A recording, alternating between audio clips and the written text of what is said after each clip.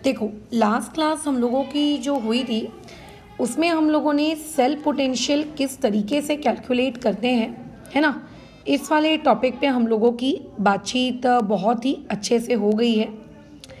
अभी उसी टॉपिक से रिलेटेड, ठीक है, उसी टॉपिक से रिलेटेड अभी हम लोगों को कुछ न्यूमेरिकल्स करने हैं। वो न्यूमेरिकल्स तुम्हें हेल्प करेंगे ये डिसाइड करने में कि इलेक्ट्रोकेमिस्ट्री में कोई भी रिएक्शन, ठीक है, इलेक्ट्रोकेमिस्ट्री की कोई भी रिएक्शन स्पॉन्टेनियस होगी या स्पॉन्टेनियस नहीं होगी।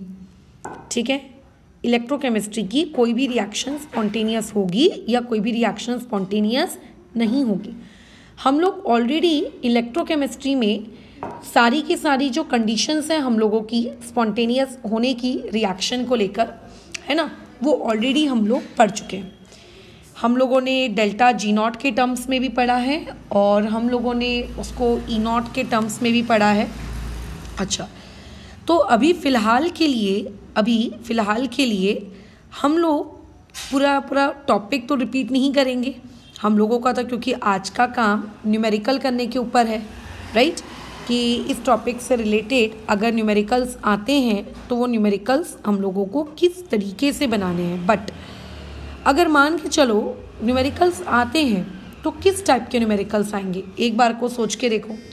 न्यूमेरिकल्स आपको इस प्रकार के कुछ मिलेंगे कि फलाना फलाना रिएक्शन दी हुई है, इस फलाना फलाना रिएक्शन के लिए बताइए ये रिएक्शन फिजिबल होगी या ये रिएक्शन फिजिबल आपकी नहीं होगी। ठीक है, इस तरीके के क्वेश्चंस आप लोगों को इस पर्टिकुलर टॉपिक से क्या होने वाले हैं, पूछे जाने वाले हैं। ठीक है, अच्छा ठीक है ना। तो अभी जब हम लोगों ने थर्मोडायनेमिक्स पढ़ा था तो थर्मोडायनेमिक्स में हम लोगों ने एक बहुत ही अच्छे से एक चीज़ पढ़कर रखी हुई थी। वो हम लोगों ने ये पढ़ा था कि अगर डेल्टा जी नॉट की वैल्यू लेस देन 0 आती है या फिर मैं कहूँ नेगेटिव आती है, तो ऐसे केस में आप ये कहते थे कि हाँ वो पर्टिकुलर रिएक्शन आप लोगों की क्या रहेगी, स्पॉन्टेनियस रहेगी। याद आ रहा है, हम लोगों ने वहाँ पे थर्मोडायनेमिक्स पे इस पर बहुत अच्छे से बातचीत की हुई है, थर्ड लॉ ऑफ थर्मोडायनेमिक्स के बेसिस पर। वैसे ही हमने ये भी पढ़ा था कि अगर कल को डेल्टा जी नॉट की वैल्यू इक्वल टू 0 आ गई तो हम लोग ये कहते थे, अच्छा जी नॉट नहीं लिखना चाहिए मुझे, सिर्फ मैं जी लिख देती हूँ, है ना। अगर डेल्टा जी की वैल्यू इक्वल टू 0 आ गई तो रिएक्शन आपकी इक्विलिब्रियम पर रहती है, और अगर डेल्टा जी की वैल्यू ग्रेटर देन 0 आ गई यानी कि पॉजिटिव आ गई, तो ऐसे केस में हम लोग ये कहते थे कि हम लोगों के पास जो रिएक्शन है ये रिएक्शन हम लोगों की कैसी है, नॉन स्पॉन्टेनियस है। ठीक है, ये रिएक्शन हम लोगों की कैसी है, नॉन स्पॉन्टेनियस है। डन, ठीक है, ये तो हम लोगों को पता है बहुत ही अच्छे से। डन, ठीक है। लेकिन अगर हम स्टैंडर्ड केमिस्ट्री की बात करें, मतलब स्टैंडर्ड स्टेट्स की अगर मैं बात करूं, तो स्टैंडर्ड स्टेट्स के अकॉर्डिंग अगर मैं चलती हूं तो हमें एक और कंसेप्ट पता है बहुत ही अच्छे से। वो कंसेप्ट ये है कि delta G naught is equals to minus n times of E naught, ठीक है, और ये एफ होता है, ये हम लोग जानते हैं बराबर। ठीक है, अब देखो ये जो पूरे के पूरे स्पॉन्टेनिटी को लेकर हम लोगों ने रिलेशनशिप लिखे हैं, ये सारे के सारे रिलेशनशिप डेल्टा जी नॉट के टर्म्स में। बट एक्चुअली में जब हम लोग इलेक्ट्रोकेमिस्ट्री करते हैं तो हम लोग प्रेफर ये करते हैं कि सारी बातचीत ई नॉट के टर्म्स में हो। ठीक है, सारी की सारी बातचीत किसके टर्म्स में हो, ई नॉट के टर्म्स में हो। तो अगर मान लेते हैं डेल्टा जी नॉट नेगेटिव है, ये डेल्टा जी नॉट की वैल्यू मान लो नेगेटिव है इस पर्टिकुलर एक्सप्रेशन में, तो होगा क्या, दोनों तरफ का नेगेटिव कट जाएगा, पूरी कैलकुलेशन होगी और ई नॉट की जो वैल्यू आएगी वो पॉजिटिव आ जाएगी, राइट। ई नॉट की वैल्यू क्या आएगी, पॉजिटिव। तो एनर्जी के टर्म्स में जब डेल्टा जी नॉट आपका नेगेटिव आता था, ठीक है, ई नॉट के टर्म्स में जब आपका डेल्टा जी नॉट नेगेटिव आता था तब हम रिएक्शन को स्पॉन्टेनियस कहते थे। बट इलेक्ट्रोकेमिस्ट्री में अगर आपके इस ई नॉट की जो वैल्यू है ये अगर आप लोगों की नेगेटिव आती है, ठीक है, ई नॉट की वैल्यू अगर आपकी नेगेटिव आती है तो ई नॉट की वैल्यू के नेगेटिव आने पर आप अपनी पर्टिकुलर रिएक्शन को क्या कहोगे? आप अपनी पर्टिकुलर रिएक्शन को क्या कहोगे? उसको आप नॉन स्पॉन्टेनियस कहोगे। क्यों हम नॉन स्पॉन्टेनियस क्यों कहेंगे? क्योंकि अगर ई नॉट की वैल्यू निगेटिव रख दी जाए तो दोनों के दोनों निगेटिव्स मिलकर पॉजिटिव बना लेंगे, जिससे आपका डेल्टा जी वो खुद बेचारा पॉजिटिव बन जाएगा। और अगर डेल्टा जी आप लोगों का पॉजिटिव बन गया तो वो पर्टिकुलर रिएक्शन फिर आप लोगों की क्या हो जाती है? Non spontaneous. तो अगर तुम्हें थर्मोडायनेमिक्स का ये कंसेप्ट याद है कि डेल्टा जी नॉट के नेगेटिव होने से रिएक्शन स्पॉन्टेनियस होती थी, तो इलेक्ट्रोकेमिस्ट्री में ई के नेगेटिव होने से रिएक्शन क्या होती है? Non spontaneous. ठीक है। खैर, अगर मान लेते हैं इस पर्टिकुलर ई नॉट की वैल्यू 0 आ गई तो क्या होगा? ई नॉट की वैल्यू अगर 0 आती है तो रिएक्शन कहाँ पर होगी? आप लोगों के रिएक्शन अगेन हम लोगों की अटक गई है। कहाँ पर अटक गई है? आपके इक्विलिब्रियम पर अटक गई है। अगर मान के चलते हैं आपके पास ये जो ई नॉट है इसकी वैल्यू अगर ग्रेटर देन 0 आ जाती है, तो ग्रेटर देन 0 आने पर यानी कि पॉजिटिव वैल्यू का मतलब जब मैं यहाँ पे ई नॉट की वैल्यू एक पॉजिटिव क्वांटिटी रखूँगी तो मेरा जो ये ओवरऑल आंसर है, ये ओवरऑल आंसर तो क्या रहेगा? निगेटिव का निगेटिव ही रहेगा, जिसकी वजह से जो मेरा डेल्टा जी नॉट है वो भी निगेटिव रहेगा। सो देयरफॉर एक रिएक्शन को हम लोग क्या कहेंगे? स्पॉन्टेनियस। तो इलेक्ट्रोकेमिस्ट्री के नज़र से आप एक रिएक्शन को स्पॉन्टेनियस और एक रिएक्शन को आप नॉन स्पॉन्टेनियस किस बेसिस पे कहते हो, ये हम लोगों ने इस पर्टिकुलर टॉपिक से क्या किया है? डिस्कशन यहाँ पे हम लोगों का हो चुका है। ठीक है। अब आप ये डिसाइड करेंगे बहुत सारे क्वेश्चंस में कि ये पर्टिकुलर रिएक्शन फिजिबल है कि नहीं है। स्पॉन्टेनियस रिएक्शंस को कई बार एक दूसरे शब्द के साथ भी उतारा जाता है मार्केट में, दैट इज फिजिबल। फिजिबल का मतलब होता है पॉसिबल। क्या वो रिएक्शन हो पाना पॉसिबल है या वो रिएक्शन हो पाना पॉसिबल नहीं है। इस शब्द के साथ भी ये पर्टिकुलर रिएक्शन आप लोगों की क्या होती है? मार्केट में उतरती है। ठीक है। चलो क्वेश्चंस के साथ इस पर्टिकुलर टॉपिक को समझने की कोशिश करते हैं। आपको यही बताना है कि रिएक्शन होगी कि नहीं होगी, है ना? मतलब स्पॉन्टेनियस होगी या वो रिएक्शन नॉन स्पॉन्टेनियस होगी। पहला केस आपको दिया है कि copper solid plus 2 times of H positive aqueous.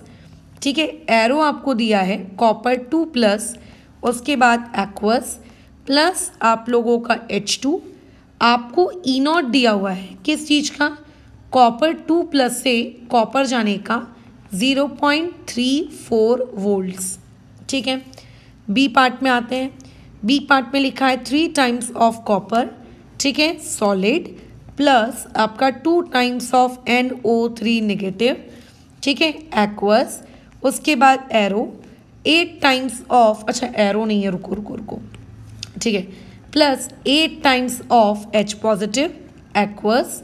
उसके बाद arrow 3 times of copper 2 plus aqueous.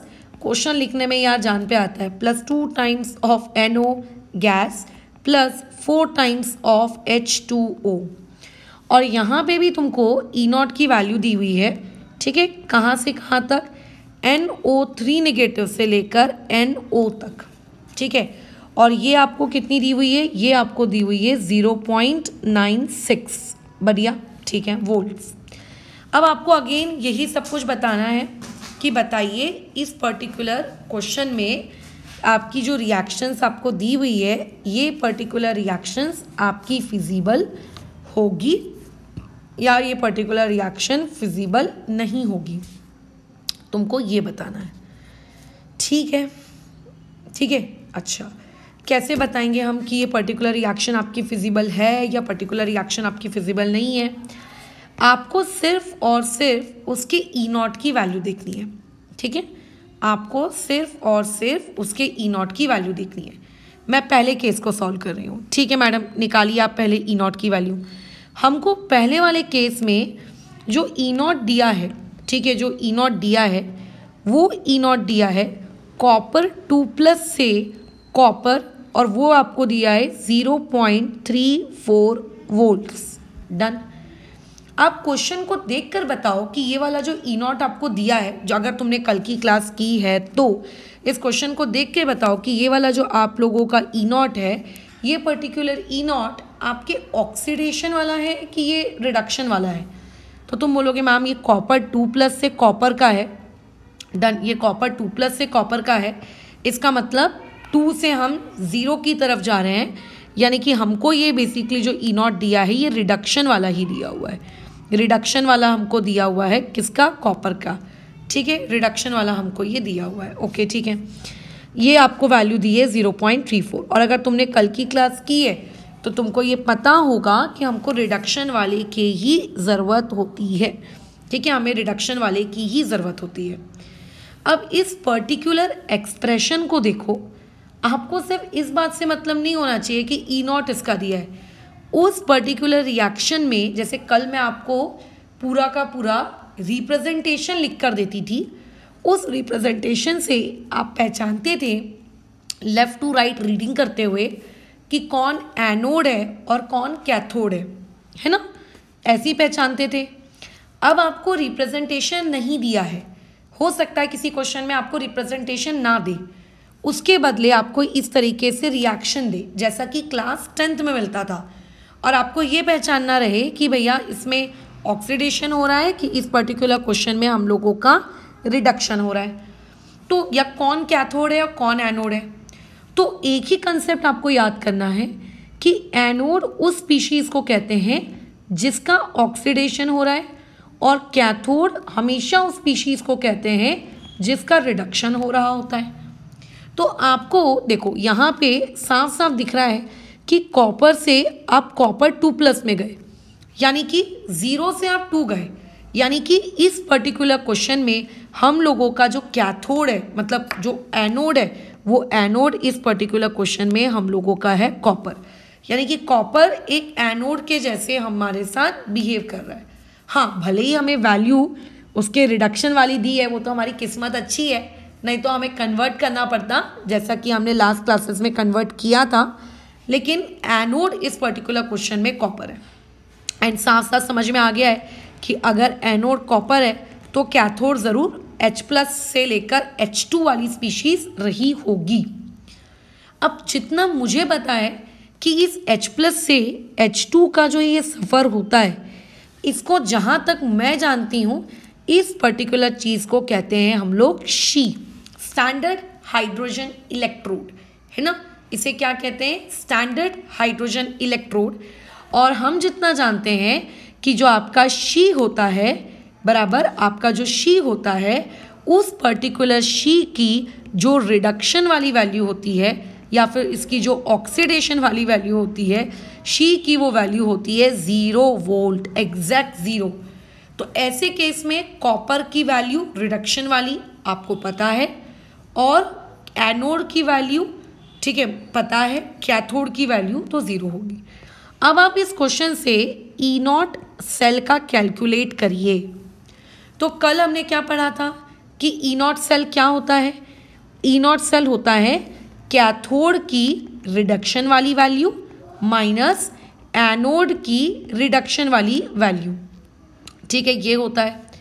अब कैथोड की रिडक्शन वाली वैल्यू तो देखो 0 है, माइनस एनोड की जो रिडक्शन वाली वैल्यू है वो 0.34 है, जिसकी वजह से आपका जो ई नॉट ऑफ सेल है वो आया -0.34 वोल्ट्स। एंड ऑलरेडी इस क्वेश्चन में मैं आपको पहले ही बता चुकी हूँ, अगर ई नॉट की वैल्यू 0 आ रही है तो इक्विलिब्रियम, 0 से छोटी आ रही है तो रिएक्शन नॉन स्पॉन्टेनियस, 0 से बड़ी आ रही है तो रिएक्शन आपकी होगी स्पॉन्टेनियस। तो देयरफॉर इस पर्टिकुलर रिएक्शन का आंसर क्या आएगा कि ये पर्टिकुलर क्वेश्चन हमारा क्या होने वाला है? नॉन स्पॉन्टेनियस होने वाला है। ठीक है, तो ऐसे आपको ना बहुत सारी रिएक्शंस दी हुई होती हैं, उन रिएक्शंस में आपको ये आइडेंटिफाई करना होता है कि वो पर्टिकुलर रिएक्शन या जो पर्टिकुलर इक्वेशन आपको दी है, वो पर्टिकुलर इक्वेशन से आपका आंसर स्पॉन्टेनियस आएगा कि नॉन स्पॉन्टेनियस। लेकिन इस चीज़ को आइडेंटिफाई करने के लिए जो मोस्ट इम्पॉर्टेंट चीज़ होती है, पहले एनोड कौन है वो आइडेंटिफाई करना, कैथोड कौन है वो आइडेंटिफाई करना। रट्टा बिल्कुल मत मारना कि एनोड तो हमेशा लेफ्ट साइड लिखा जाता है, कैथोड तो हमेशा राइट साइड लिखा जाता है। चेक करो ठीक है, ऑक्सीडेशन स्टेट के बेसिस पर। जिसका ऑक्सीडेशन हो रहा है उसको एनोड नाम दे दो, जिसका रिडक्शन हो रहा है उसको आप क्या कर दीजिए, आप लोगों का क्या नाम दे दीजिए, आप लोगों का कैथोड। अब जैसे अगर मैं नेक्स्ट क्वेश्चन में आऊँ, इसमें मुझे ये आइडेंटिफाई करना है कि किसका कौन कैथोड है और इसका एनोड कौन है। ठीक है, ओके। एंड देखो जनरली क्वेश्चन में अगर H+ होता है तो H+ जनरली क्वेश्चन में, जैसा कि हमने रेडॉक्स में पढ़ा है कि H+, OH नेगेटिव, ये सब का काम क्या होता है, इन सब का काम होता है रिएक्शन को मीडियम प्रोवाइड करना। ठीक है, रिएक्शन को क्या प्रोवाइड करना, मीडियम प्रोवाइड करना, जैसे एसिडिक मीडियम, बेसिक मीडियम, है ना, ये चीज़, राइट। लेकिन अगर मान के चलो कि क्वेश्चन ऊपर वाला है, जैसा कि अभी मैंने ये दिया था, यहाँ पे H+ था, कॉपर क्योंकि हम लोगों ने पहले ही डिसाइड कर लिया कि वो हम लोगों का एनोड है, तो ऐसे केस में वहाँ पर आप H+ को गलती से भी ये मत बोल देना कि यहाँ पे H+ मेरा मीडियम है। फिर उस केस में अगर वहाँ पे और कुछ भी नहीं है कैथोड बनाने के लिए, तो फिर H+ ही आपका कैथोड रहा होगा। बट इस पर्टिकुलर क्वेश्चन में जैसा कि हमें दिख रहा है कि हम कॉपर से कॉपर 2+ में कन्वर्ट हो रहे हैं, राइट, यानी कि इस पर्टिकुलर प्रोसेस में ऑक्सीडेशन हो रहा है। और क्योंकि इस पर्टिकुलर प्रोसेस में ऑक्सीडेशन हो रहा है तो जो ऑक्सीडेशन करता है वो एक एनोड होता है, सो देयरफॉर यहाँ पे एनोड के जैसे बिहेव करेगा कॉपर। ये डिसाइड हो गया। अब हमें ये डिसाइड करना है कि यहाँ पे कैथोड कौन होगा। तो कैथोड को डिसाइड करने के लिए आपके पास एक NO3 नेगेटिव है, डन, आपके पास एक H+ है। तो आप ऐसा कतई मत करिएगा कि मैडम आपने क्योंकि प्रीवियस क्वेश्चन में H+ को शी का कैथोड मान लिया था, इसीलिए इस पर्टिकुलर क्वेश्चन में भी हम H+ को शी का कैथोड मान लेंगे और कैथोड मान के हम क्वेश्चन को सॉल्व कर देंगे। ऐसा आप नहीं करेंगे क्योंकि यहाँ पे NO3 नेगेटिव भी है। तो अगर यहाँ पे NO3 नेगेटिव है तो NO3 नेगेटिव आपके एज अ कैथोड बिहेव करेगा, ना कि H+। ठीक है, तो ऑलरेडी हमारा एनोड क्या है डिसाइड हो चुका है। तो क्योंकि हम लोगों का एनोड इस पर्टिकुलर क्वेश्चन में डिसाइड हो गया है, तो विदाउट एनी डाउट यहाँ पर आप कैथोड को NO3 नेगेटिव डिसाइड कर देंगे। ठीक है, चलिए आगे बढ़ते हैं। क्वेश्चन में आपको E0 की वैल्यू दी हुई है। अब तुम बोलोगे कि मैम इस क्वेश्चन में जैसे पिछली बार शी की वैल्यू को तो हम जानते हैं, पूरी दुनिया जानती है कि शी की जो वैल्यू होती है वो 0 होती है, लेकिन इस बार NO3 की नेगेटिव की वैल्यू भी 0 ले क्या? नहीं लेना गधो। आपको E0 NO3 नेगेटिव से लेकर NO इसकी वैल्यू 0.96 वोल्ट दी हुई है। तो जब वैल्यू दी हुई है तो आप उसे किस खुशी में 0 लेंगे, है ना? क्या रीज़न है यार आपके 0 लेने का? उसको कोई तुक नहीं बनता। अच्छा, अब पहले तो ये डिसाइड करो कि ये जो वैल्यू दी है ये रिडक्शन वाली वैल्यू दी हुई है या फिर ये आपको ऑक्सीडेशन वाली वैल्यू दी है। पहले तो ये डिसाइड करो। ठीक है मैडम, डिसाइड करते हैं हम लोग कि ये कौन सी वाली वैल्यू दी हुई है। चलिए ठीक है, डिसाइड करने बैठे। तो NO3 नेगेटिव की अगर मैं ऑक्सीडेशन स्टेट कैलकुलेट करूँ तो इसकी ऑक्सीडेशन स्टेट नाइट्रोजन की आती है +5, और जब मैं NO में नाइट्रोजन की ऑक्सीडेशन स्टेट कैलकुलेट करूँ तो आती है +2। अब अगर किसी बंदे को ये कैलकुलेट नहीं करते आता है कि ऑक्सीडेशन स्टेट कैसे निकल रही है, तो भाई बहुत ही सीरियस डैमेज है, तुमको उसको रिपेयर करने की नीड है ना? अब ये मान के चलो कि केमिस्ट्री तुमको कुछ भी नहीं आती है। तो इसका मतलब यहाँ पे ऑक्सीडेशन स्टेट +5 है नाइट्रोजन की और यहाँ पे +2 है। तो +5 से अगर आप +2 जा रहे हो, इसका मतलब आप यहाँ पे रिडक्शन कर रहे हो। तो इसका मतलब आपको ये जो ये वैल्यू दी हुई है किसकी? कैथोड की। ये कैथोड की रिडक्शन वाली वैल्यू दी है। बढ़िया, हमको रिडक्शन वाली ही वैल्यू चाहिए होती है, ऑक्सीडेशन वाली वैल्यू हमारे कोई काम की नहीं है। कल ही मैं ऑलरेडी आपको बताई हूँ, है ना? कल ही मैं आपको बताई हूँ कि ऑक्सीडेशन वाली हम लोगों की वैल्यू कोई काम की नहीं है। अगर ऑक्सीडेशन वाली दी भी है तो उसे आप एक कन्वर्ट करना है रिडक्शन में।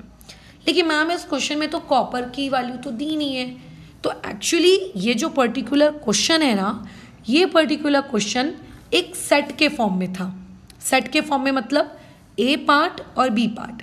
तो A पार्ट में जो वैल्यू दी हुई थी उसी वैल्यू को यूज़ करके यहाँ पे हमें क्वेश्चन को सॉल्व करना था। तो ए पार्ट में हमें वैल्यू क्या दी हुई थी, कॉपर 2+ से कॉपर, और कितनी दी हुई थी 0.34 वोल्ट्स। तो इसी वैल्यू को हमें यहाँ यूज़ करना है। कॉपर 2+ में कॉपर की ऑक्सीडेशन स्टेट +2 है और कॉपर की ऑक्सीडेशन स्टेट 0 है, तो +2 से मतलब 0 जा रहे हो, यानी कि आपका रिडक्शन हो रहा है। तो इसका मतलब यहाँ पर आपको अगेन E0 की जो वैल्यू दी है रिडक्शन वाली दी है, और किसकी ये वैल्यू एनोड की है 0.34 वोल्ट। खत्म। अब आपको क्योंकि दोनों ही रिडक्शन वाली वैल्यूज़ पता है, तो आप फटाफट E0 ऑफ सेल कैलकुलेट कर लीजिए, जो कि क्या होता है, E0 की वैल्यू रिडक्शन वाली कैथोड की माइनस E0 की वैल्यू रिडक्शन वाली किसकी, एनोड की, है ना। कैथोड की वैल्यू कितनी दी है 0.96 माइनस एनोड की वैल्यू 0.34। आप अगर इन दोनों को सब्ट्रैक्ट करते हैं तो सब्ट्रैक्ट करके आंसर आएगा कितना आप लोगों का 0.6 यहाँ पे 0.62 वोल्ट्स बराबर ये वैल्यू आएगी प्लस 0.62 वोल्ट। और हमने अभी अभी पढ़ा है कि अगर E0 ऑफ सेल आप लोगों का पॉजिटिव होता है तो ऐसे केस में आपकी जो रिएक्शन होती है वो रिएक्शन क्या हो जाती है, स्पॉन्टेनियस। इसीलिए ये पर्टिकुलर रिएक्शन क्या है, स्पॉन्टेनियस। तो पेपर में आपको इस तरीके से सवाल आराम से पूछे जा सकते हैं कि आइडेंटिफाई करिए कि आपकी रिएक्शन स्पॉन्टेनियस है कि आपकी रिएक्शन नॉन स्पॉन्टेनियस है। हम में से बहुत सारे बच्चे कैसा करते हैं, इतनी खतरनाक रिएक्शंस को देखकर छोड़ देते हैं। बट तुम खुद सोचो, तुमने अभी तक जितना भी काम किया है इलेक्ट्रोकेमिस्ट्री में, तुम्हें एक बार भी ऐसा लग रहा है कि ये पर्टिकुलर चीज़ बहुत ज़्यादा कठिन है? बिल्कुल नहीं, क्योंकि रियलिटी में कठिन है ही नहीं। इसमें ना तो कोई हाई फंटूश मैथमेटिक्स इन्वॉल्व है और ना ही कोई ऐसे ढेर सारे फॉर्मूलेज इन्वॉल्व हैं जिसकी वजह से हम ये कहें कि अरे यार ये तो बहुत ही हाई फंटूश मैथमेटिक्स है, ये तो हमसे बनेगी ही नहीं, राइट। चलो नेक्स्ट क्वेश्चन की तरफ मूव करते हैं। इस नेक्स्ट क्वेश्चन में भी आपको यही बताना है कि पर्टिकुलर रिएक्शन स्पॉन्टेनियस है या पर्टिकुलर रिएक्शन स्पॉन्टेनियस नहीं है, ठीक है। ओके, डेटा के नीचे में मैं फिजिकल स्टेट नहीं लिख रही हूँ, फिजिकल स्टेट लिखने में थोड़ा समय बर्बाद हो जाता है। ओके, फिर यहाँ पे लिखा हमने 2 times of Br negative plus 2 times of HOCl plus 2 times of H positive. इसी में आपको एक दूसरी रिएक्शन का बी पार्ट दिया है, 3 times of zinc plus 2 times of chromium 3 positive, arrow zinc 2 positive, और आपको दिया है 2 टाइम्स ऑफ क्रोमियम। नीचे आपको डेटा दिया हुआ है E0 Br2 से लेकर Br नेगेटिव का, आपको इसकी वैल्यू दी है 1.07 वोल्ट्स। आपको E0, ठीक है, HOCl से Cl2 का दिया हुआ है 1.63 वोल्ट्स। आपको E0 Zn2+ से लेकर Zn का दिया हुआ है -0.76 वोल्ट्स, और आपको E0 की वैल्यू Cr3+ से Cr की दी हुई है, that is -0.74 volts. Done. Again identify करना है कि रिएक्शन आपकी स्पॉन्टेनियस होगी कि नहीं। ए एक अलग रिएक्शन है, बी आप लोगों की एक अलग रिएक्शन है, ठीक है। दोनों को एक ही रिएक्शन समझने की भूल नहीं करेंगे, राइट। अच्छा, आपको सबसे पहले रिएक्शन को देखकर ये आइडेंटिफाई करना है कि उस पर्टिकुलर रिएक्शन में एनोड कौन है, कैथोड कौन है। क्योंकि अगर आपने ये गलत तरीके से आइडेंटिफाई किया तो आपका चीज़ें अदला बदली हो जाएगी, कैथोड की जगह एनोड, एनोड की जगह कैथोड। और जैसे 2-3 और 3-2 कर देने से, नेगेटिव या पॉजिटिव चीज़ें आगे पीछे कर देने से हमारा पूरा आंसर चेंज हो जाता है, आपका भी पूरा का पूरा आंसर चेंज हो जाएगा। तो इसीलिए बहुत ही शांति से ये पहले आप डिसाइड करिए कि कौन एनोड है कौन कैथोड है, ठीक है।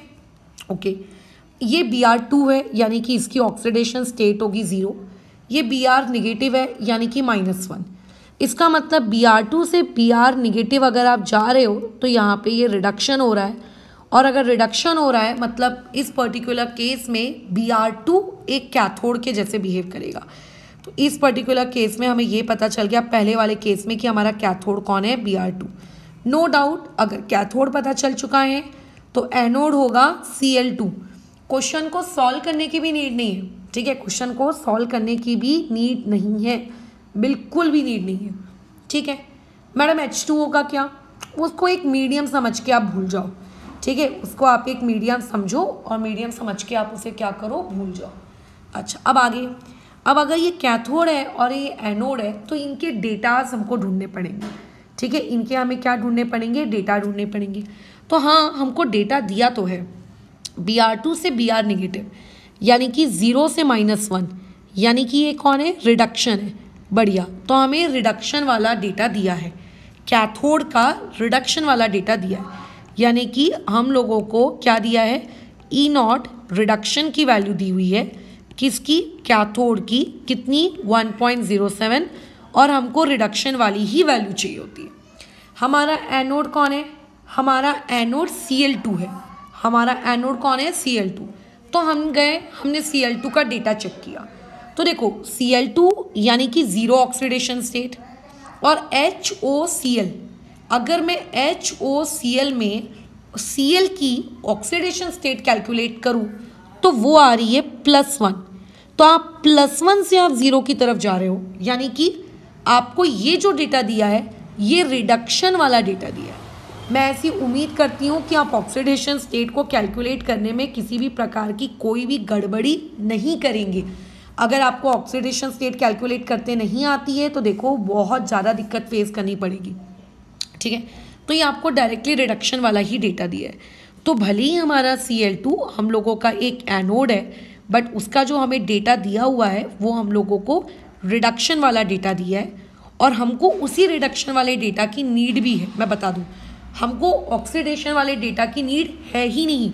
ऑक्सीडेशन वाला डेटा अगर दिया भी जाए तो आपको उसको निगेट मतलब उसकी साइन चेंज करके आपको उसको रिडक्शन वाले डेटा में कन्वर्ट करना है, ठीक है। आपको उसको रिडक्शन वाले डेटा में आपको उसको क्या करना है, कन्वर्ट करना है। अगर दिया भी हो तो ये तो बहुत अच्छी बात है हमारे लिए कि हमें रिडक्शन वाला ही डेटा दिया है।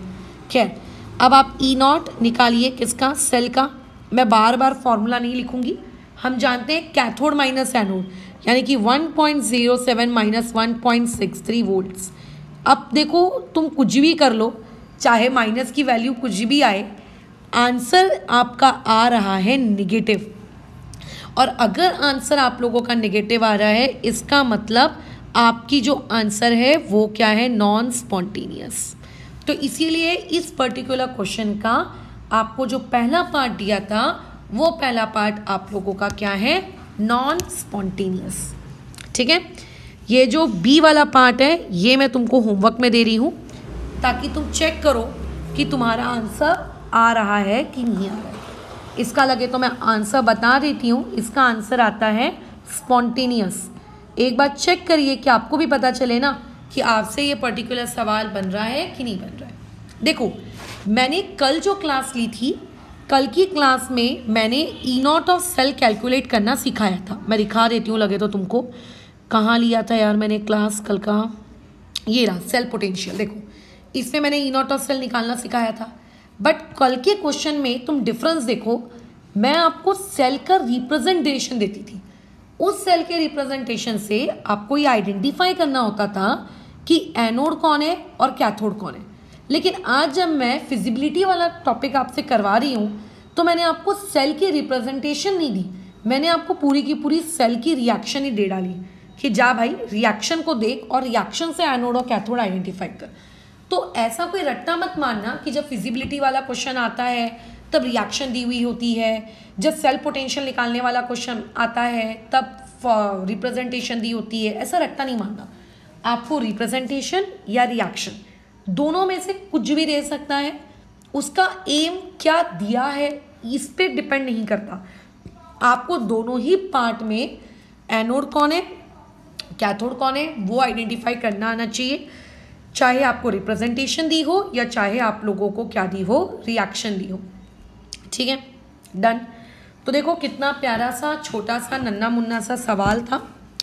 एक बार हम लोग एनसीईआरटी की किताब ना देख लेते हैं कि एनसीईआरटी की किताब में ये रिप्रेजेंटेशन वाला कोई क्वेश्चन है क्या। थोड़ा मुझे ढूंढना पड़ेगा एनसीईआरटी की किताब में। Electrochemistry NCERT class 12th। खैर ठीक है, तो इसमें आखिरी में होगा मेरे हिसाब से फिजिबिलिटी वाला टॉपिक। इधर तो कंडक्टिविटी आ गई है, इधर इलेक्ट्रोलिसिस आ गया है, इधर तो सेल का पार्ट शुरू हो गया है। खैर फिर भी देख लेती हूँ मैं एक बार। चलो देखो, अगर हम एक्सरसाइज की बात करें तो एक्सरसाइज में आप लोगों को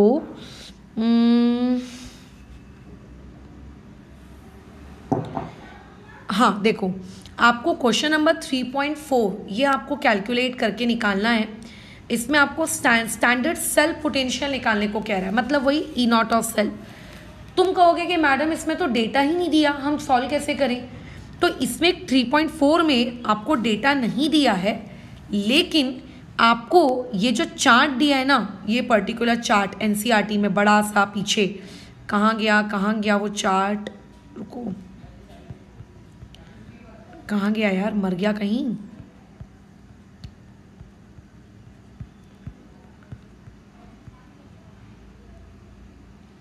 भगवान, हाँ ये रहा।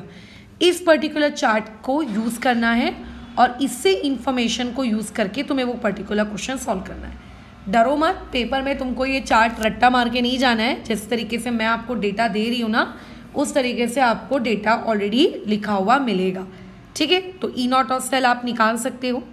उसके अलावा ये आपसे ई नॉट ऑफ सेल निकालने के बाद नहीं रुक रहा है, वो आपसे ये भी बोल रहा है कि डेल्टा जी निगेटिव आप कैलकुलेट करो, यानी कि वो आपसे ये पूछ रहा है कि डेल्टा जी नॉट कैलकुलेट करो। वो तो आप कर सकते हो, हमें रिलेशनशिप पता है ना, minus of n into F into E naught of cell, उससे आप कैलकुलेट कर सकते हो। आपसे ये पूछ रहा है कि इक्विलिब्रियम कांस्टेंट आप कैलकुलेट करो, तो हम इक्विलिब्रियम कांस्टेंट भी कैलकुलेट कर सकते हैं। क्यों? क्योंकि हमें एक और इम्पॉर्टेंट रिलेशनशिप पता है कि delta G naught equal to minus of R T L N के। एल एन को आप लॉग बेस 10 में कन्वर्ट कर लेना, 2.303 वाला फैक्टर मल्टीप्लाई करके। अभी आपने डेल्टा जी नॉट निकाला है, डेल्टा जी नॉट को पुट करो, आर की वैल्यू पुट करो, टी की वैल्यू पुट करो। तुम कहोगे मैडम यहाँ पे तो टी दिया ही नहीं, हम टी की वैल्यू कैसे पुट करें? तो यह स्टैंडर्ड स्टेट पे सारी चीज़ें हो रही है। देखो ना, स्टैंडर्ड सेल पोटेंशियल, यानी कि टेम्परेचर 25 डिग्री सेल्सियस होगा, और अगर टेम्परेचर 25 डिग्री सेल्सियस है यानी कि 298 केल्विन। खत्म कहानी, ठीक है। तो 3.4 ये आपका होमवर्क है। अच्छा, और उसके अलावा सेम 3.6 ये वाला क्वेश्चन आपको करना है। अगेन एक रिएक्शन दी है, आइडेंटिफाई करो कैथोड कौन है, एनोड कौन है। डेटा नहीं दिया तो डेटा के लिए वो चार्ट का आप इस्तेमाल करिए, ई नॉट ऑफ सेल निकालिए और डेल्टा जी निकालने को बोल रहा है। यहाँ पे नॉट टू बी रिपब्लिश की वजह से वो दिख नहीं रहा है क्लियरली, बट ये आपको कैलकुलेट करना है। और आप क्या कर सकते हो यहाँ पर, रुको पढ़ लेते हैं अपन थोड़ा सा। देखो 3.17 क्या बोल रहा है, using the standard electrode potential given in table 3.1। मतलब आपको जो टेबल दिया हुआ है उस टेबल को आप रीड करिए और रीड करके आप बताइए कि कौन सी रिएक्शन फिजिबल होगी या कौन सी रिएक्शन फिजिबल नहीं होगी, है ना। तो उस टेबल का यूज़ करना है और आपको ये आइडेंटिफाई करना है कि कौन फिजिबल है और कौन फिजिबल नहीं है। अब जैसे देखो, इस पर्टिकुलर क्वेश्चन में जो पहला पार्ट है उसमें आपको बोल रहा है Fe3 plus aqueous and I negative. तुम बोलोगे मैडम इससे हमें क्या समझेगा कि Fe3 प्लस एक्वस मतलब, Fe3 प्लस एक्वस का मतलब वो ये कहना चाह रहा है कि Fe3 प्लस से Fe में कन्वर्ट करेंगे और आई निगेटिव से I2 में कन्वर्ट करेंगे। सेकेंड पार्ट में Ag प्लस से Ag में कन्वर्ट करेंगे और कॉपर से कॉपर 2 प्लस में कन्वर्ट करेंगे। अब इसमें ज्ञानी लोगों का डाउट आता है कि मैम कॉपर +1 क्यों नहीं? एग्जैक्टली कॉपर की 2 ऑक्सीडेशन स्टेट्स होती हैं, +1 +2 दोनों पॉसिबल होती है। बट अगर ऐसा स्पेसिफिकली मेंशन नहीं किया है, ठीक है, तो आप कॉपर की जो मोस्ट कॉमन ऑक्सीडेशन स्टेट है +2 आप उसको लेंगे। थर्ड वाले पार्ट में बोल रहा है Fe3+, यानी कि आपको Fe3+ से Fe आना। कई लोगों का डाउट होगा कि मैडम Fe3+ से Fe2+ क्यों नहीं आ सकते? वो भी आ सकते हो, बट अगर आपको मेंशन नहीं किया है तो आप Fe लेकर करेंगे। फिर उसके साथ में पेयर में वो बोल रहा है Br नेगेटिव, यानी कि Br नेगेटिव से आपको Br2 आना है। तो कई बार आपको चीज़ों को प्रॉपरली रिएक्शन के फॉर्मेट में नहीं लिख के दिया जाता है, प्रॉपरली रिप्रेजेंटेशन वाले फॉर्मेट में नहीं लिख के दिया जाता है, इस तरीके से एनसीईआरटी के अकॉर्डिंग 3.17 जिस तरीके से दिया है, चीज़ों को ऐसे लिख कर दे दिया जाता है। तो जब चीज़ों को इस तरीके से लिख कर दिया जाए तो आपको स्वयं अपनी बुद्धि का इस्तेमाल करना है और आपको पता लगाना है कि अच्छा इससे इसमें कन्वर्ट हो रहा है। लेकिन खैर, जिस दिन तुम एग्ज़ाम हॉल में बैठोगे इस तरीके का कोई काम नहीं होने वाला है। वहाँ पे आपको प्रॉपरली लिख कर दिया जाएगा कि इस फॉर्म से हम इस फॉर्म में कन्वर्ट हो रहे हैं। क्यों? क्योंकि यहाँ पे तो आपको बुक वाले ने बहुत ही ईजीली कह दिया कि जाओ बेटा जाओ, जाके टेबल का प्रयोग करो। क्या पेपर में आपको टेबल बना के देंगे या पूरा का पूरा? नहीं, वहाँ तो आपको प्रॉपरली वैल्यू लिख कर आएगी ना कि इससे हम इसमें कन्वर्ट हुए। तो राइट, तो ऐसे केस में पेपर में अगर आपको ऐसा लगता है कि मैडम वहाँ पे हमें कन्फ्यूजन क्रिएट हो जाएगा कि हम किस में से किस में कन्वर्ट हो रहे हैं, तो ऐसा नहीं। पेपर में चीज़ें आपको प्रॉपरली लिख कर दी जाएगी। ठीक है, अच्छा एक बार एनसीईआरटी के इंटेक्स्ट क्वेश्चंस को हम लोग देख लेते हैं। इंटेक्स्ट क्वेश्चन में क्या कोई ऐसा क्वेश्चन है जो तुम कर सकते हो? अच्छा देखो, ये वाला जो एक्सप्रेशन दिख रहा है E naught of cell equal to 2.303 RT upon NF log KC, इस वाले एक्सप्रेशन को यूज करके आप अपना इक्विलिब्रियम कांस्टेंट KC निकाल सकते हो। और पता है, अगर एग्जामिनर JEE का पेपर ले रहा है तो वो आपसे KC ना पूछ के, अगर मैं होती तो मैं आपसे KP पूछती। पता है मैं आपसे KP क्यों पूछती? क्योंकि हम लोगों ने जब ये केमिकल इक्विलिब्रियम पढ़े थे तो हमें एक बहुत ही इंपॉर्टेंट रिलेशनशिप पढ़ा था कि KP equal to KC bracket में RT की पावर डेल्टा NG, ताकि पहले तुम KC निकालो और फिर देखते हैं कि तुम्हें केमिकल इक्विलिब्रियम याद है या तुम्हें केमिकल इक्विलिब्रियम याद नहीं है, उसके बाद फिर आप KP निकालो। ठीक है, मैं ये करती, राइट। बट खैर काफ़ी लेंदी हो जाता। लेकिन अगर मान लेते हैं इस टाइप का क्वेश्चन JEE में पूछा जाता तो वैल्यूज़ बहुत अच्छी दी जाती, मतलब log 2.99 ऐसी कोई वैल्यू नहीं मिलती, log 2, log 4, log 3, log 6 ऐसी वैल्यूज़ मिलती ताकि कैलकुलेशन आसान रहे। और अगर ड्रास्टिक कैलकुलेशन दी भी होती तो उस ड्रास्टिक कैलकुलेशन के लिए वो फिर log की वैल्यूज़ आपको बाजू में लिख कर देता है ना। तो जहाँ पे भी आपको इक्विलिब्रियम कांस्टेंट कैलकुलेट करने को बोल रहा है, आप डेल्टा ई नॉट के थ्रू कैलकुलेट कर सकते हो। ये जो आपको एक्सप्रेशन दिख रहा है 3.14 वाला, ठीक है, इस एक्सप्रेशन का यूज़ करो। तो एग्जाम्पल 3.2 ये आप लोगों का एक सॉल्व एग्जाम्पल है, बट इसको भी देखो प्रैक्टिस करके रखोगी आज के इस वीडियो के बेसिस पर। एग्जाम्पल 3.3 ये आपको प्रैक्टिस करके रखना है, ये देखना है कि आपका आंसर प्रॉपरली मैच हो रहा है कि नहीं हो रहा है, कि अगर डेल्टा जी नॉट दिया है तो उससे ई नॉट ऑफ सेल निकालते आ रहा है कि नहीं आ रहा है, ई नॉट ऑफ सेल दिया है तो उससे जी नॉट निकालते आ रहा है कि नहीं आ रहा है। और ये आपको कुछ इनटेक्स्ट क्वेश्चंस दिए हुए हैं, ये इनटेक्स्ट क्वेश्चंस आपको अटेम्प्ट करने हैं। ठीक है, तो ये आप लोगों का वर्क है जो आपको अपनी एनसीईआरटी के टेक्स्ट बुक से फिनिश करना है आज का और कल का टेक्स्ट बुक वाला काम पढ़ लेने के बाद। ठीक है, जब मेरे को तुम ये वीडियो देख लो, क्योंकि वीडियो काफ़ी शॉर्ट है, तो ये मैं एक्सपेक्ट करूँगी कि इतना काम को लगा के रखें ताकि आपको पता चल जाए कि हाँ हमने जो टॉपिक किया है उस टॉपिक के बेसिस पे हमसे सवाल बन रहे हैं। और अगर आप इतना भी करते हो ना ईमानदारी से, तो ये बहुत ज़्यादा मोर देन सफिशिएंट होता है एक इंसान की प्रैक्टिस के लिए। बट अगेन वही चीज़ मायने रखती है, ईमानदारी, जो कि लोग रखते नहीं है। हाँ बोला है कर लेना, लेकिन करते नहीं है। और अगर करते भी हैं और अगर उनको कहीं डाउट भी आता है तो मुँह से फूटते भी नहीं है कि हाँ करके मैडम ये चीज़ हमें यहाँ पे दिक्कत आ रही है बताओ, अपने तक रखते हैं।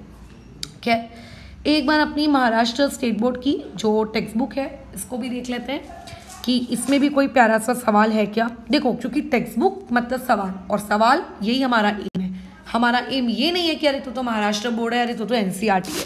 खैर, जो भी सोर्स हमारे पास अवेलेबल है हमें उसके साथ सवाल करनी चाहिए।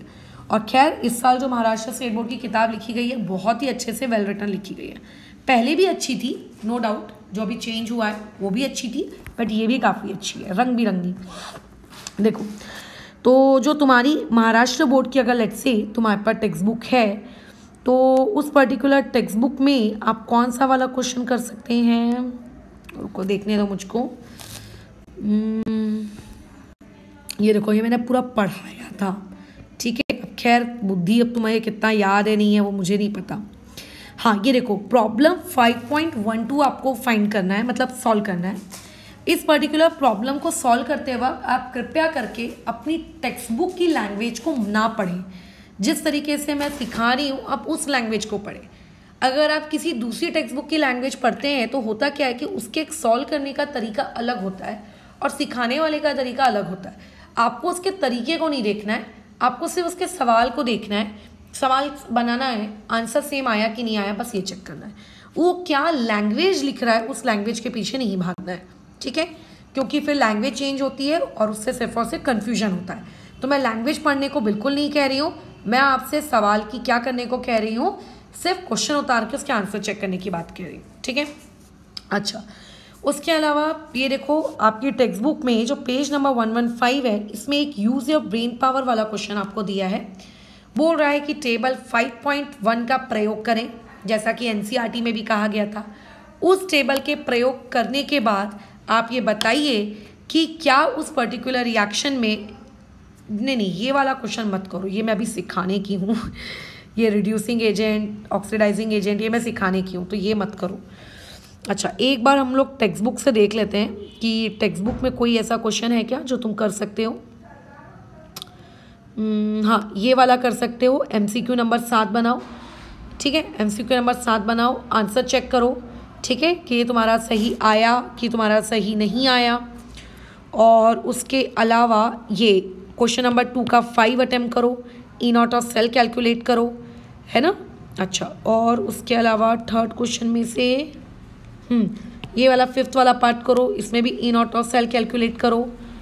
एंड क्वेश्चन नंबर 4 की तरफ अगर हम मूव करें,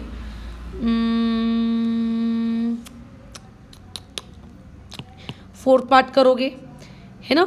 आपको 5th पार्ट करना है, EMF कैलकुलेट करना है, ये करना है। देखो आंसर नीचे लिख के दिया हुआ है ताकि आप टैली कर सको कि आपका आंसर मैच कर रहा है कि नहीं कर रहा है। और उसके अलावा देखो ये यहाँ पे आपको आइडेंटिफाई करना है, प्रिडिक्ट करना है कि रिएक्शन स्पॉन्टेनियसली होगी कि नहीं होगी। तो ये तुम्हारा होमवर्क है। और अगर तुमने इतने सवाल अटेम्प्ट किए और अगर तुम्हारा आंसर मैच कर रहा है then it is more than sufficient इस पर्टिकुलर टॉपिक के लिए, ठीक है। अगर कोई एक आधी सवाल मुझे ऐसा लगता है कि हाँ यार ये सवाल तो तुम्हारा मतलब बहुत अच्छा है, थोड़ा सा ये बनना चाहिए आपको बोर्ड्स लेवल के ऊपर, तो मैं खुद ग्रुप में शेयर करूँगी। बट ग्रुप में सवाल आने से पहले ये सवाल तुम्हें बना के रखने हैं। और ये सवाल इतने लो ग्रेड सवाल हैं कि आपको मोर देन 30 मिनट्स इसमें नहीं लगना चाहिए, ठीक है। आप बोर्ड्स का पेपर अगर दे रहे हो भाई, अगर इस अप्रोच में हो तो एक सवाल को पहले प्रॉपरली लिख के देख लो, जैसा मैं लिख के दिखा रही हूँ। और अगर तुम खुद में इतने ज़्यादा कॉन्फिडेंट हो कि नहीं मैडम मेरे को तो सारा सवाल कैसा है प्रॉपरली एग्ज़ाम के दिन मैं लिख सकूँगा, तो मुझे अभी अपने बोर्ड एग्ज़ाम के दिन मैं प्रॉपरली लिख सकूँगा, तो अभी आप उस सवाल को सिर्फ रफ तरीके से, रफ इन द सेंस मतलब नोट्स कॉपी रफ नहीं होनी चाहिए, लेकिन प्रॉपरली लिखने की नीड नहीं है कि अच्छा ये पूरा द गिवन इक्वेशन इज, ऐसा नहीं, ऐसा कि तुम्हें समझ में आए, क्योंकि पढ़ना तुमको है मेंस के लिए, ठीक है। खैर, तो ये वाले सवाल आपको बनाने हैं। अब देखो यहाँ पे आज हम लोगों ने ये सीखा कि कौन सी चीज़ आपकी क्या कहते हैं स्पॉन्टेनियस होगी या कौन सी नहीं होगी। कल की क्लास हम लोगों की again one of the most important class होगी, क्योंकि उस पर्टिकुलर टॉपिक में हम E0 की वैल्यूज़ के थ्रू ये आइडेंटिफाई करना सीखेंगे जो कि पेपर में आता है। और अगर मैं मेंस का पेपर सेट कर रही हूँ तो मैं उसी टाइप के क्वेश्चन देना ज़्यादा प्रेफर करूँगी, या बोर्ड्स का भी सेट कर रही हूँ तो मैं उसी टाइप के क्वेश्चन ज़्यादा देना प्रेफर करूँगी कि आप आइडेंटिफाई करिए E0 की कैलकुलेशन के वाया कि इनमें से कौन सी चीज़ एक ऑक्सीडाइजिंग एजेंट के जैसे बिहेव कर सकती है, एक रिड्यूसिंग एजेंट के जैसे बिहेव कर सकती है, या फिर इस पर्टिकुलर केमिकल को हम इस पर्टिकुलर मेटल के साथ मिक्स कर सकते हैं कि नहीं कर सकते। जैसे कि याद करो जब आप छोटे थे 10th क्लास में थे तो आपको क्वेश्चंस नहीं होते थे give reasons metals and non metals वाले चैप्टर में कि वाई कॉपर मतलब कॉपर सल्फेट में अगर हम जिंक की रॉड रखते हैं तो रिएक्शन होगी कि नहीं होगी, और अगर जिंक सल्फेट में कॉपर की रॉड रखते हैं तो रिएक्शन होगी कि नहीं होगी। तो कल का टॉपिक हमारे इसी टाइप के क्वेश्चंस को रहने वाला है समर्पित, कि आपको ये आइडेंटिफाई करते आना चाहिए कि फलाना चीज़ ऐसी है, फलाना चीज़ वैसी है, ठीक है। तो कल का हमारा ये एक पर्टिकुलर सेक्शन इस चीज़ के लिए डिवोटेड रहेगा। परसों के दिन हम लोग नस्ट इक्वेशन के बेसिस पर न्यूमेरिकल्स अप्लाई करेंगे। नस्ट मैं ऑलरेडी सारी की सारी थ्योरी आपको पढ़ा चुकी हूँ, ठीक है। अगर किसी को ऐसा लग रहा है कि अरे तो सिर्फ न्यूमेरिकल करा रही है, कुछ इसका बैकग्राउंड तो समझ ही नहीं आ रहा है, तो मैं आपको एक गुजरे ज़माने पहले आपको इस पर्टिकुलर टॉपिक की थ्योरी करवा चुकी हूँ, ठीक है।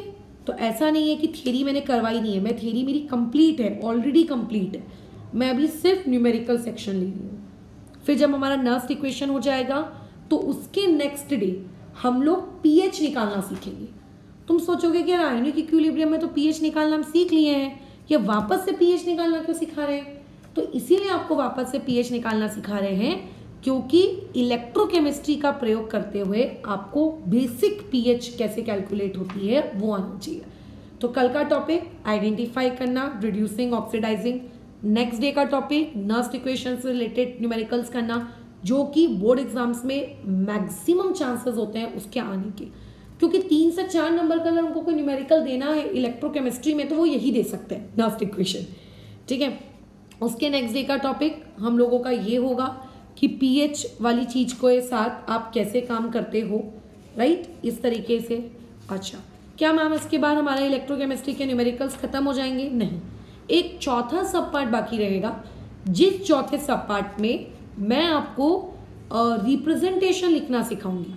जैसे अभी आपके सवाल में आपको रिप्रेजेंटेशन लिख के मिलती है ना, ZN, S, सिंगल डंडी, ZN2+, लेकिन वो रिप्रेजेंटेशन कैसे लिखते हैं? अगर एक रिएक्शन दी हो या अगर एक रिएक्शन दी है तो रिप्रेजेंटेशन लिखना, रिप्रेजेंटेशन दी है तो उससे रिएक्शन लिखना, इस टाइप के क्वेश्चंस के साथ हम डील करेंगे। एंड आफ्टर दिस 5 डेज हम लोग कुछ बेसिक क्वेश्चन से डील करेंगे, जैसे कि थ्योरी बेस्ड क्वेश्चंस होते हैं ना, कुछ theory based question, GK facts type के क्वेश्चंस। ये आफ्टर 5 डेज आपके इलेक्ट्रोकेमिस्ट्री के सारे न्यूमेरिकल्स हो जाएंगे खत्म, है ना। हम लोगों का ये टॉपिक हो जाएगा समाप्त एंड योर इलेक्ट्रोकेमिस्ट्री का numerical section will be completed, ठीक है। खैर, तो फिलहाल इस डिस्कशन को अभी हम लोग यहाँ पे रोकते हैं, इसके आगे वाली क्लास में नए सेशन के साथ आगे कंटिन्यू करेंगे।